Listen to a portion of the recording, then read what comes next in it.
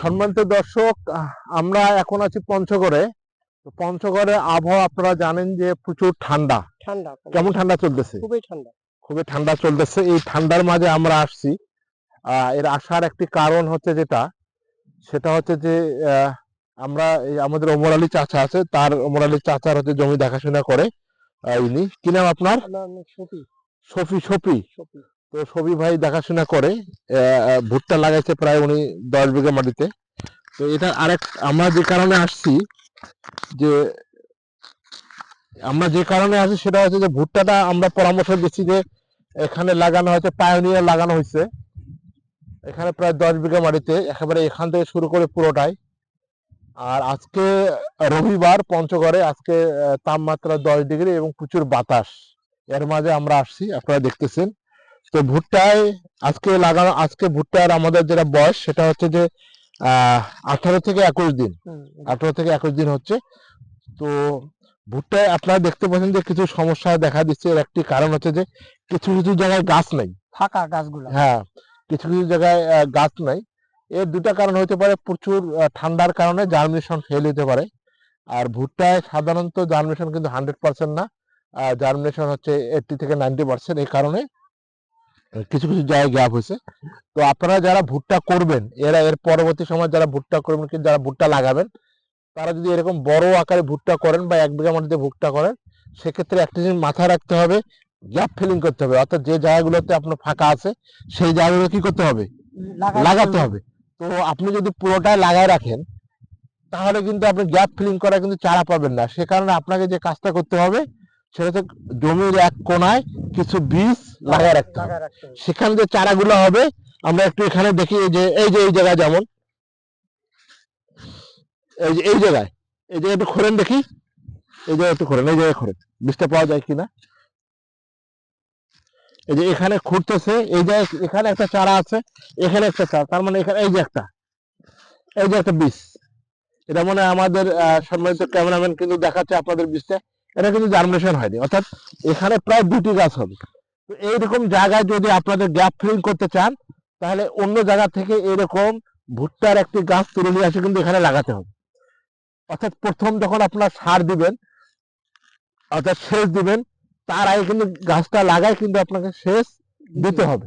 যদি আপনারা করেন তাহলে কিন্তু আপনাদের ভুট্টার এই যে গ্যাপ ফিলিং, অর্থাৎ এখানে যদি না লাগান তাহলে আপনার কিন্তু ভুট্টার যে ফলন হবে, সার্বিক ফলনটা আপনাদের আসবে না, লস হওয়ার সম্ভাবনা আছে। ঠিক আছে না? আচ্ছা, এই জিনিসটা মাথায় রাখতে। অর্থাৎ ভুট্টা যখন আমরা করব, সেক্ষেত্রে ভুট্টায় কিন্তু আমাদের এই জার্মিনেশন যেন ফেল না, সে কারণে আমাদের এই কাজটা কিন্তু করতে হবে। আচ্ছা, দ্বিতীয় যে কাজটা হচ্ছে, ভুট্টায় কিন্তু এর আগে যখন সার দিছে, কি কি সার দিছে মনে আছে আপনার? আপনি তো দিচ্ছেন নাকি? কি কি দিচ্ছেন? ফসফেট। আচ্ছা, এখানে হচ্ছে উনি যেটা বললো সেটা টিএসপি দেওয়া হয়েছে, ইউরিয়া দেওয়া হয়েছে, এমওপি দেওয়া হয়েছে, জিঙ্ক দেওয়া হয়েছে, বোরন দেওয়া হয়েছে, জিপসাম দেওয়া হয়েছে, এবং আরেকটা জিনিস হচ্ছে এখানে বলে আছে কার্বোফুরান। অর্থাৎ একটা জিনিস দেখেন, কিছু জায়গায় কিন্তু গাছ কেটে দিছে, গাছ, অনেক গাছ কিন্তু কাটছে, ওষুধ দিছি তারপরে।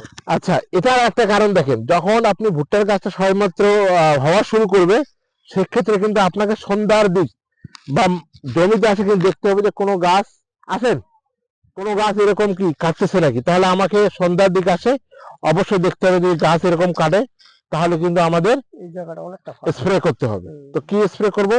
এবং এটা যে আমরা নাইট্রো স্প্রে করতে পারি, ক্লোরোপাইরিফস, নাইট্রো আছে, ক্লোরোপাইরিফস এবং সাইপারমেথ্রিন আছে একসাথে, এবং এটা স্প্রে করতে হবে সন্ধ্যার দিক। যত সন্ধ্যায় আমরা স্প্রে করতে পারবো তত কিন্তু আমাদের এটা অবশ্যই ভালো হবে। সে কারণে গাছ দেখতে হবে যে কোনো গাছ এরকম মারা যাচ্ছে কিনা। অর্থাৎ জমিতে যদি আপনি মুভ না করেন তাহলে কিন্তু বলা যাবে না। তো এই মুহূর্তে মনে হয় চলতেছে সার গাছের গোড়া দিছে। এটা আমি বলছিলাম যে সারটা গাছের, পুরো জমি যদি আপনি সার ছিটান তাহলে মাঝখানে কিন্তু আপনার শিকড় কিন্তু আসবে না। এই গাছের গোড়া সার দেওয়া হয়েছে। এটা মানে ইউরিয়া দিচ্ছেন, আর কি দিচ্ছেন? ইউরিয়া ড্যাব দিয়ে দিচ্ছেন। আচ্ছা, ইউরিয়া এবং ড্যাব দেওয়া হচ্ছে, এবং যদিও জমিতে আপনার রস আছে। তো আপনি যেটা বলছেন গাছের অবস্থা খুবই ভালো, কারণ গাছটা তো সবেমাত্র হয়েছে, গাছের অবস্থা এ পর্যন্ত খুব ভালো আছে। এখন শুধুমাত্র একটা কাজ, আমাদেরও একটা পরামর্শ যেটা ভুলে গেছে, সেটা হচ্ছে গাছ জমির এক কোনায় কিছু বীজ ফালাই দেওয়া। আমরা ওই যে ওইদিকে লাগাইছি না, হ্যাঁ ওটা কিন্তু করবেন। হ্যাঁ রাখছি, কারণ ওইটা দরকার ওটার উপরে হ্যাঁ এই জায়গাগুলো গ্যাপ, হ্যাঁ হ্যাঁ হ্যাঁ এই জাতে হ্যাঁ, তাহলে অথচ এই যে গ্যাপ ফিলিং হয়ে গেছে।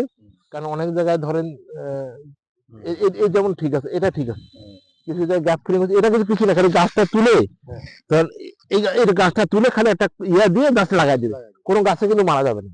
আচ্ছা আচ্ছা, হ্যাঁ কোনো গাছে কিন্তু মারা যাবে না, এই কাজটা কিন্তু করতে হবে। ওইটা করছি, ওইদিকে লাগাইছেন না? লাগাইছি, এই গাছটা দিয়েছেন না, ওই যে খাড়ি, হ্যাঁ খাড়ি দেওয়ার লাগাইছি।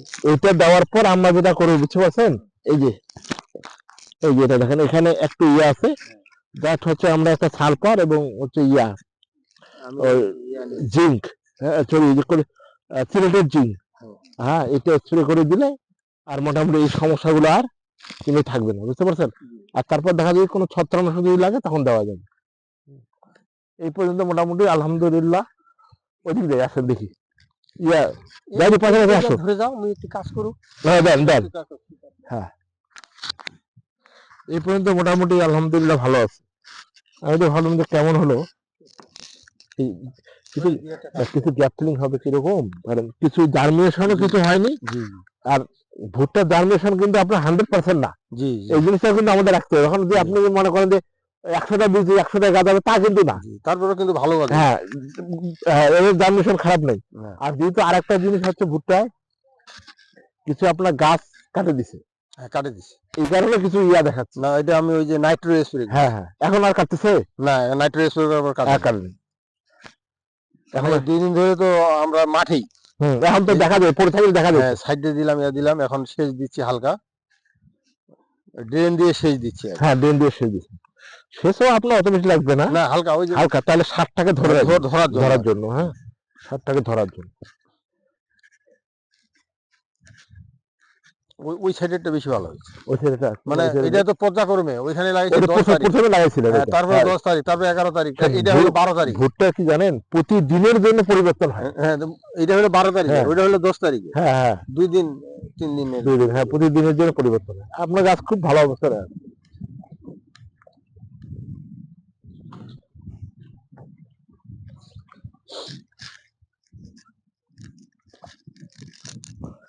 এই যেমন এইটাতে কিন্তু কোনো মাইন্ড নেই দেখেন না।